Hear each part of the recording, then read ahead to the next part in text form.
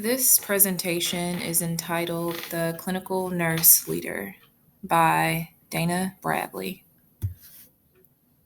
To start, I think it's important that we understand when the clinical nurse leader role began.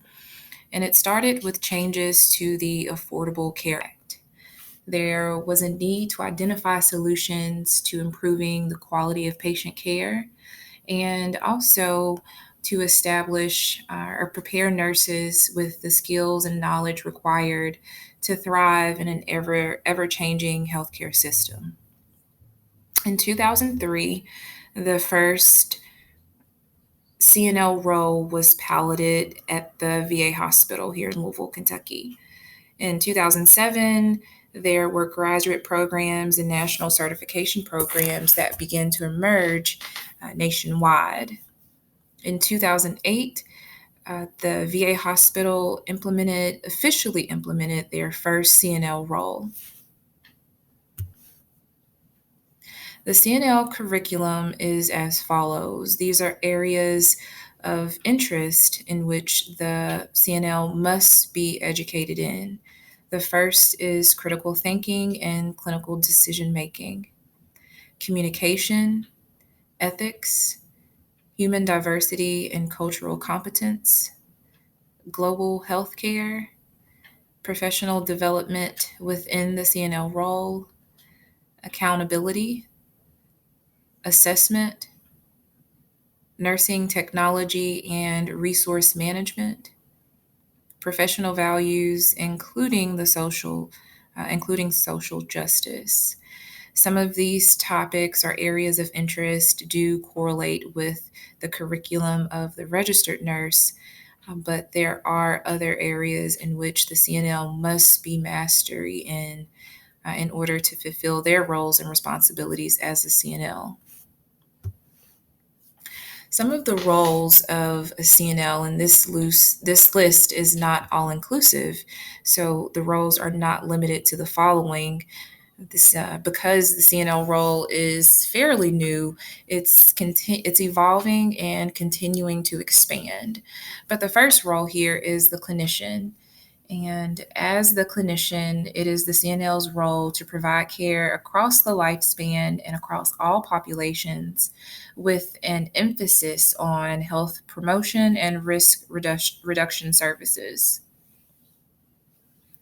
As an outcomes manager, the CNL is to integrate information and data to better ensure optimal client outcomes. The client advocate and advocacy is a role that all nurses play. As the CNL, it is a responsibility or role to ensure that clients and families and communities are well informed and serve as advocates for both the nursing profession and the healthcare team. The CNL is an educator. As an educator, the CNL makes use of all available technology to teach clients and healthcare professionals using evidence-based practices.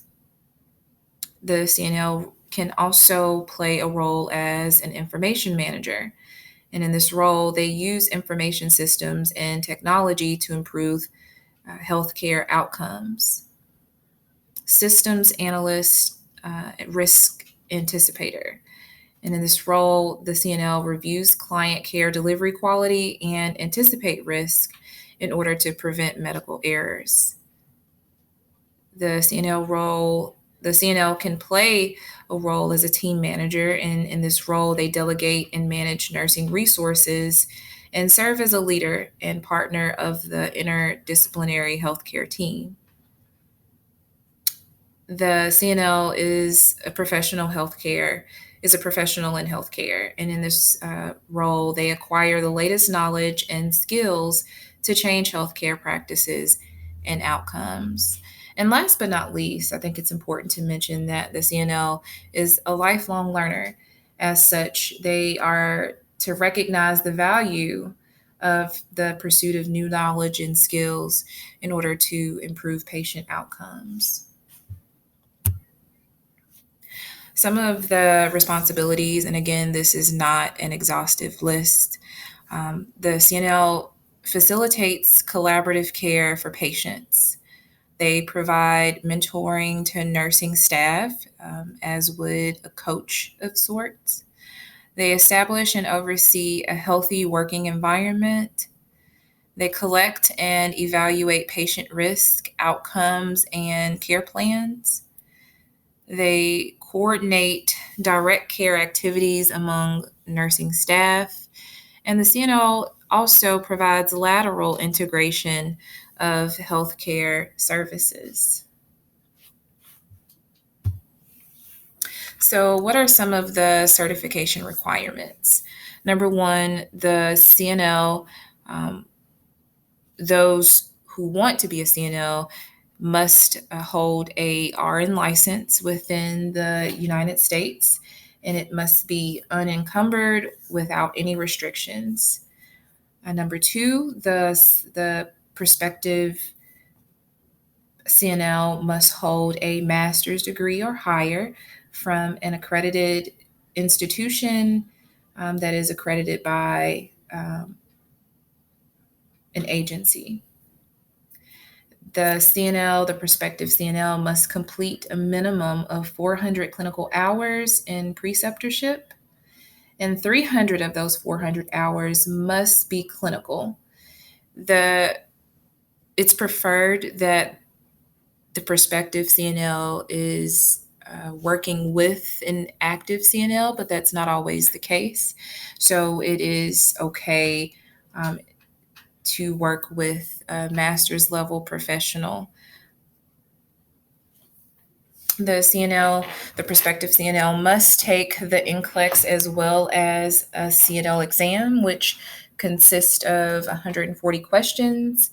And what I liked about the exam, although it is really intense and difficult, is the fact that you can skip, and that has proven to be important when you're taking standardized tests.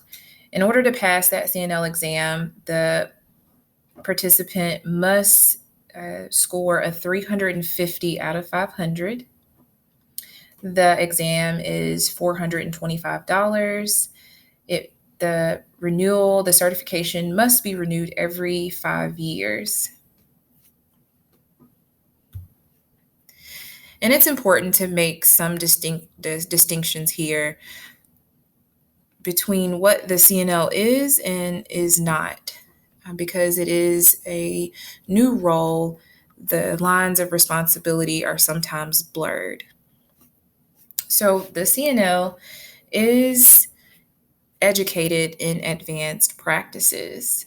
However, the CNL is not an advanced practice registered nurse. And it must be noted here that CNLs do not meet the criteria for APRN scopes of practice, and they are limited in terms of clinical duties that they may perform while providing patient care. The CNL delegates and supervises the care provided by a healthcare team at the clinical level. However, the CNL is not a nurse manager and doesn't have the authority to discipline and those sorts of responsibilities that a nurse manager has. And the CNL is a team member within an interdisciplinary group of physicians, pharmacists, social workers, nurse practitioners, and clinical nurse specialists that all work together to plan the care and implement the most effective medical care for the patient. The CNL is not an administrator, although the CNL can play a role within administration. Thank you.